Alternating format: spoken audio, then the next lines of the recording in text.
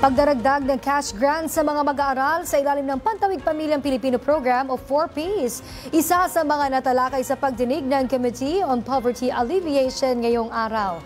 Nagbabalik si Julian Bunag. Kakaroon man ng modifications sa budget ng 4Ps program, it wouldn't be in such an amount that would impair the effective implementation of this. Iyan ang mariing pahayag ni 4Ps Party List Representative JC Abalos sa muling pagtalakay ng Committee on Poverty Alleviation sa pag-amyenda sa 4Ps program. Aniya mahalaga ang pagkakaroon ng budget floor para maiwasan ang budget deficit o kakulangan sa pondo ng programa.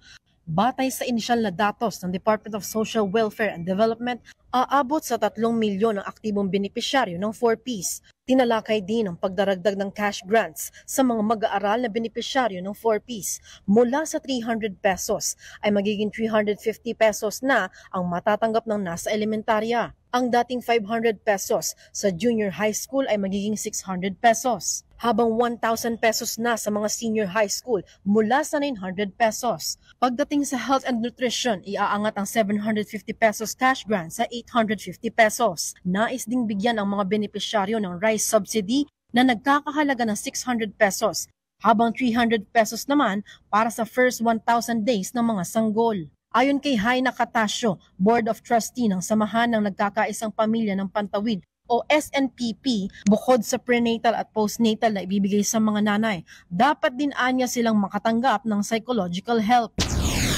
Pero dapat paigtingin po sa pamamagitan ng F1PB para po mas masagot yung problema po ng stunting at yung malnutrition po ng mga bata. And especially the mother also, para po mas matulungan din po sila. Kasama rin sa mga nais na amyendahan ang periodic review. Mula sa dating 6 na taon, magiging annually na ang pagrebisa rito. Iminungkahi rin ng Congressional Policy and Budget Research Department na tuwing ikatlong Lunes ng Enero, isagawa ang periodic review. Ito'y upang maiwasan ang hindi tugma na kalagayan ng mga miyembro nito mula sa mga nagdaang review na isinagawa sa kanila. Para sa totoong balita sa Bagong Pilipinas, Julian Bunag, Congress News.